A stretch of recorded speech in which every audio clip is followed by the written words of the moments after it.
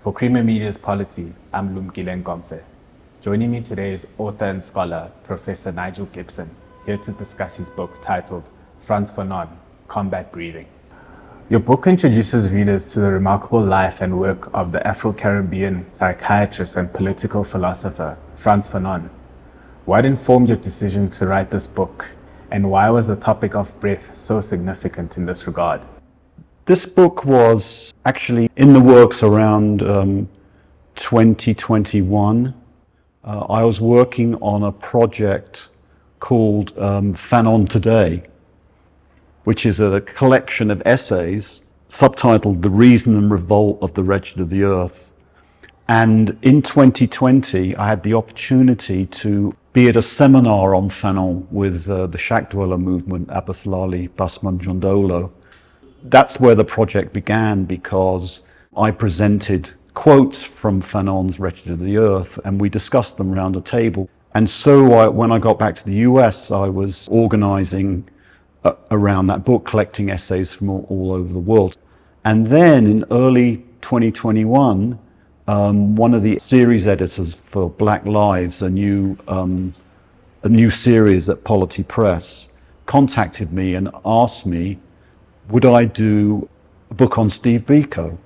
And I wrote back and said, I don't think I should. I think really you want a South African author, but then I never give up an opportunity. So I said, well, what about a book on Fanon as part of this Black Lives series? Because the series was considered like an introductory series of black thinkers to the general public, but not necessarily students, but people interested in ideas. And of course, that came after the 2020 George Floyd moment. So Black Lives Matter was essential to thinking about Fanon in that context. So I asked him this, and he was enthusiastic about it. So I started working on it. And the idea of combat breath immediately connected to George Floyd and also other activists who'd been murdered by the police in the US, where Fanon's words, "We revolt because we cannot breathe," which is from Black Skin, White Masks, became commonplace on placards and social media and so forth. So Fanon was being discussed in that kind of way. And combat breathing is such an important concept in a certain way for Fanon, because it's not simply about the action of those in combat, but it's in fact a reality of settler colonial society, whether that's the US or South Africa or Palestine, for example, where every day is a combat. And colonialism is not simply the taking over of land, it's the taking over of people, so that you're completely dominated by the colonial forces. So to breathe is an activity. And of course, combat breathing then becomes a social breathing. That is like the George Floyd moment, breathing together in combat against the racist society in the USA or wherever as the movement grew. So I think combat breathing connected many things for me in Fanon. The idea of not just the combat, but an analysis of the colonial society and how it invades not just externally, but internally. The way that you breathe, the way that you walk, the way that you're dehumanized, the way that you cannot stand for yourself, that you're subjugated. So combat breathing, in a certain sense, expressed the totality of Fanon's thought as a philosopher of existence, as a psychiatrist, and as a political activist. Can you tell us more about Fanon's childhood and upbringing in Martinique, and what influence these experiences would have on his later life as a scholar, soldier, psychiatrist, father, and husband? Can you also highlight the extent of the influence that the Afro-Caribbean poet and playwright Aimé Césaire had on his life? Okay, let's start with Césaire, because Césaire's poem, Return to the Native Land, was published in 1939. Fanon was born in 1925. And then Césaire was in France and then returned to Martinique, and his brother Joby was taking classes with Césaire at the high school. So Fanon was influenced indirectly, and of course during the war, 1941, 1942, the journal Tropique, which Césaire was one of the editors, was available. You know, Césaire's poem, Fanon says, was like a metaphysical experience. And he basically knew the poem forwards and back. He just remembered it completely. Césaire was an enormous influence as a young man. I mean, he's only, 16, 17 when he's being introduced to Césaire. You know, if you remember the poem ends with a new negritude, with an uprising, and people are standing up. And the whole notion of the physical body, of not being bent over, of not being alienated, it's a new social being, standing up and free. And that's how Césaire ends the poem. So it kind of, in a certain sense, connects back to combat breathing. So I think Césaire is very important. But at the same time, interestingly, Fanon also decides to leave, and this is before he finishes high school, to leave Martinique to join the Free French. He'd been listening to de Gaulle on the radio, and he answered the call to go and fight Nazism in Europe, to defend French democracy and so forth. And he believed that. He has an argument with his brother Joby that I speak about in the book, because Joby says, why, that his philosophy teacher says, why go and fight this white man's war? You're black. And Fanon basically says, wherever liberty is threatened, I will be there. In other words, it's about human freedom. So he disagrees with Joby and goes and joins the fight for free France. But then he also writes back to his parents in early 1945 saying, whatever reason I came here, it was an illusion. He's saying, the idea that there is this great French Republic and that the population of France really believes in that is not true. He's very disappointed and disillusioned. Of course, part of that is just the racism in the army and the racism when he's in France, just day-to-day life. So in other words, the whole notion of that he criticizes in Black Skin, White Mask is also some of those references that he has to experiences are ones that he experienced from 1944, 1945, 1946 when he returns to Martinique. The other thing about the Césaire is that, of course, he works for Césaire, not directly, but he works on Césaire's election campaign in 1946. And that quote that Biko takes about the Nazis, that Hitler's not dead, you can find him in Johannesburg. That's what Biko says. Fanon remembers that from listening to Césaire during that struggle. And I think that's important because it's before Césaire writes, or is probably working on, because it certainly connects to what Césaire's arguing, if you read Discourse on Colonialism, which is the work that Fanon begins with a quote in Black Skin, White Mask from Césaire's Discourse on Colonialism. That Césaire, importantly, discusses what he calls the boomerang effect, that in fact Hitler is not unique, but actually has been going on in the colonies, which interestingly takes us back to the International Court of Justice and the court case South Africa brought against Israel. And one of the first people to defend the court case against Germany, who were outraged, how could you be saying this, was the Namibian Prime Minister or President. She basically reminded people of the massacre of Hereros back in 1906. So in other words, if you're thinking about what's happening in the late 19th century in Africa, the massacres of African people that have gone on, thousands and thousands, and that's really what Césaire is talking about in this boomerang, that Hitler is coming home to roost, so to speak, as Malcolm X might say. It's coming back. And Fanon is obviously influenced by this because he's experienced the war in France and realized that all the ideals that France is talking about are not in fact real. He's incredibly skeptical of European notions of humanism and what they stand for. As he says in Wretched of the Earth, they talk about humanism wherever they go, but they kill people wherever they go. Can you also elaborate on the type of relationship that he had with his wife, Josie, and his children? It's a great question because, in fact, there's so little written about Josie. And so we don't know that much. But what we do know, and I try to express it in the book, is that they had a loving relationship and talked about politics. They went to Algeria. When Fanon contacted the FLN, they were both involved, obviously, because she was his partner. They had to know what was going on. He was underground at that point, so they had to know how to do that. He had people from the FLN staying at their house when they were recovering from certain psychiatric disorders or just like burnout. So Josie was involved step by step politically. And then when his son Olivier was born in 1955, which is after the war had begun, the war began in November 1954. So in other words, in the summer of 1955, Olivier was born and they went back to France for the birth.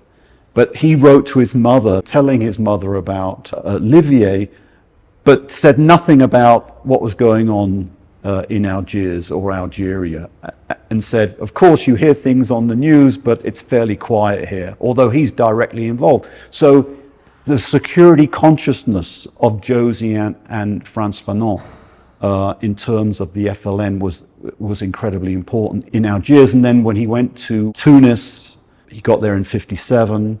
Obviously Josie's with him. And again, she's actually involved in pro-FLN activities and so forth. She was actually the person who Fanon spoke Black Skin, White Masks to. She typed it up for him. The whole notion of Josie taking dictation, and dictation was Fanon pacing up and down the room, speaking. He spoke his chapters. I mean, it's fascinating for critics to think that somehow they didn't talk about this. I mean, they talked about everything. As a medical scholar, in what ways did Fanon navigate the parochial pathologies created and recreated by the medical establishment in France? And what influence did these pathologies have on this establishment's ability to assess Black patients? Well, it's a great question because it was dominant in France. And if you read the essay, The North African Syndrome, which is about the medical establishment's treatment of North Africans, the whole essay is about the pathology of the medical establishment. They can't actually hear what the North African is saying. And they try to find the source of his complaints. And in the end get frustrated and pathologize the North African as, oh, it's the North African syndrome. They completely dehumanize. And this is connected, of course, to psychiatry in North Africa, what's called the Algiers School of Psychiatry, which was the dominant psychiatric program in Algeria and therefore also in France. And that was based on racial science. In other words, trying to find the condition of the North African in scientific studies of the North African's brain. So they ended up saying the North African cortex was not as well developed as the European. So this was not only North Africa, this is also studies in Kenya and so forth, absolute kind of fetishism with weighing of brains, the size of brains and so forth, of finding actual scientific proof that Africans and North Africans were developmentally different than Europeans and therefore not as human or not as developed. This is dominant, and it's not necessarily gone. Even in the 2020s, the whole discussion, for example, about concussion in the National Football League, the American National Football League, was based on what's called race norming, which was the idea that the black players' brains or skulls were different from white players, and therefore they didn't experience concussion, and therefore they weren't eligible for the insurance that would have been connected to concussion in the same way as whites were. This racial norming is not just American, it's part of race science. A colleague of mine, Lundy Brown, wrote a book about the tests of lung function in South Africa. The idea that Africans' lungs were different from whites' or European lungs, and therefore their testing about their lung function was normed, and so many of them were suffering. So it meant that black miners suffered and were not treated for all sorts of horrific lung conditions, or even given any compensation for lung conditions because of this. And this continued. I'm not sure if it even has finished yet, but it was dominant into the 21st century.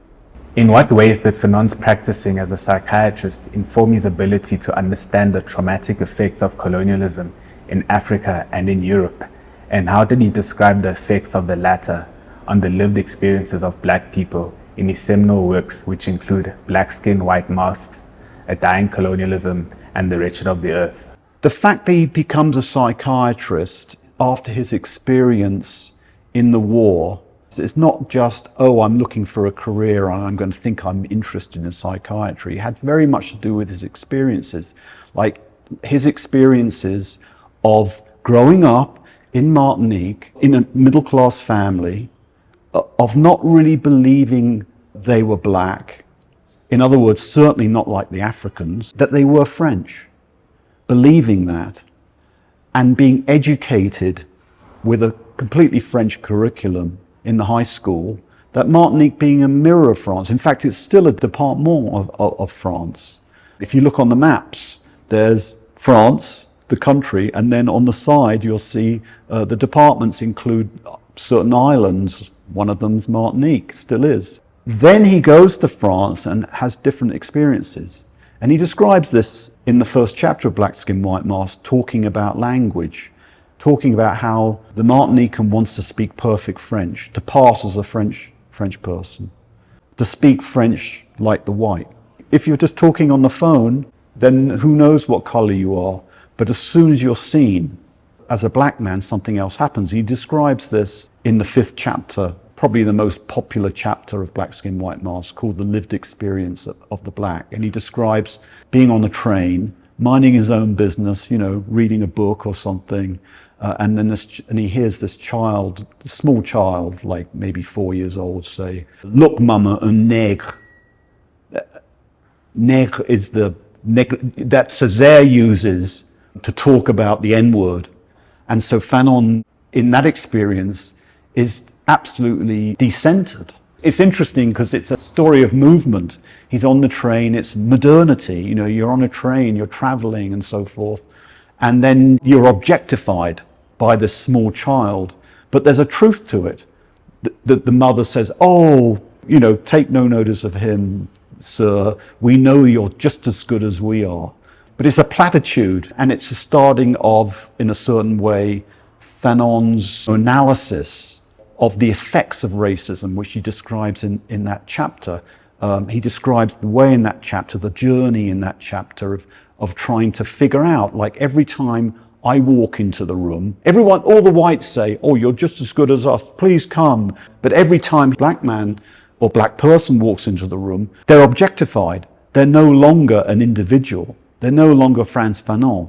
They are unknown. They're a threat. So he gets into this throughout the book, and the way in which this is internalized by black people as normal without them also reacting to it. So it's an enormous piece of work to try to deconstruct.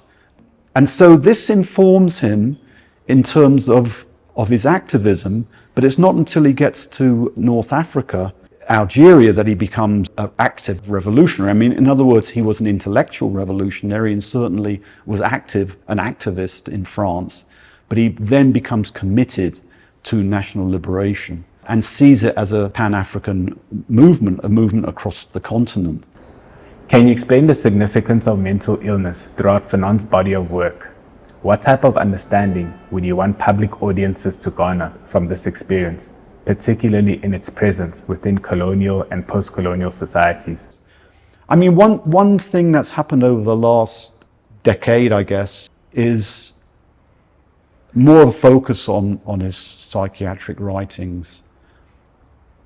And one of the most important writings is not just Black Skin, White Masks as a psychiatric work, but also the fifth chapter of The Wretched of the Earth, which is a chapter that was really underread for many years. And in that chapter, he talks about mental disorders and the colonial war. And he introduces the chapter saying, this chapter might seem a little out of place in a book like this. In other words, it wasn't really a subject of conversation, and certainly wasn't in that period. And I think we've finally come to the point where it is a subject of conversation, that we've got to talk about mental illness, especially as the effects of colonialism, racism, and war. But we can't just look at it through the forms that it takes in the dominant societies. In other words, through the categories in the diagnostic and statistical manual, through the medicalization of mental disorders. You know, it's not to say that Fanon was completely against any kinds of drugs. He certainly used all the ways of treating mental illness. I think it's important because that book not only presents case studies, but talks about all the traumas of colonial war. And he says that we're going to be living with these for a long time. So in other words, it becomes a real concern. You know, the new human society that independence is going to bring is not automatic. It's not as though freedom came and there it was. The struggle comes immediately after, and the struggle is not only to humanize the society, but also to address the mental disorders, not only of the colonial war, but those that disappear. And for him, the case studies are all about war. There are the effects of torture, there the effects of rape, there's the effects of children, and the horror of the war, the violence of the war, and so forth. And these hadn't really been talked about. So Fanon is saying, you know, these have got to be talked about. These are essential to a liberatory society. What would Fanon's appraisal be of the current indignities experienced by poor people of color around the world? And what would his response be to imperial violence today? Well, I mean, it'll be the same. Those are the wretched of the earth, and they continue to be the majority of the world. You know, global inequality and repression are just increasing. I just want to mention that as the book was in press, October 7th happened, and I wanted to respond. And so I was able to write a preface. It was written fairly soon after. You know, I might certainly change some of my opinions. But the question was, what would Fanon think? And I think Fanon, I mean, your question is really about what would Fanon think about today? And I think that Fanon has much to say to us about our conditions, about our world. He ends Wretched of the Earth by saying, we need to rethink everything in the newly independent nation. We need to think about, you know, what are we producing? How are we producing it? How are we using the rivers, the sun, the crops? How are we doing everything? I think those kinds of general statements show how rigorous he was in really wanting to rethink the ways in which we live and so forth. So I think that it's not only an analysis of our current condition, which could be useful and applied in many different ways. And, you know, South Africa was a settler colony, and Palestine's a settler colony, and Fanon's analysis of settled colonialism, how brief it is in the first chapter, the spatial analysis, the way in which people are denied access, movement, breath. One could read Fanon's Wretched of the Earth and think about Gaza, and think about the conditions that people are living in, and the fact that people continue to struggle, and people continue to want human life. And Fanon is a humanist, a world humanist in a certain sense. He wants the majority of the world, the wretched of the earth, to be able to speak and to be able to have a life, a human life, and to be able to think about ways in which we can be social and live in different kind of solidarity with the world rather than exploiting it. Capitalist climate extinction, we have to remember it's capitalist climate extinction, it's not human climate extinction. We're not the ones extinguishing the climate. It's a capitalist systematic thing, and that's why he's an anti-capitalist. A capitalist is essentially anti-humanist. It destroys human beings, it eats them up. All the things that Fanon is talking about remain with us, and I think he remains an important theoretician of how to think about the world, and also he's always engaging in the world. So he's also an incredible critic for individuals to think with him about how to be critically in the world today. That was Professor Nigel Gibson discussing his book titled Frantz Fanon, Combat Breathing.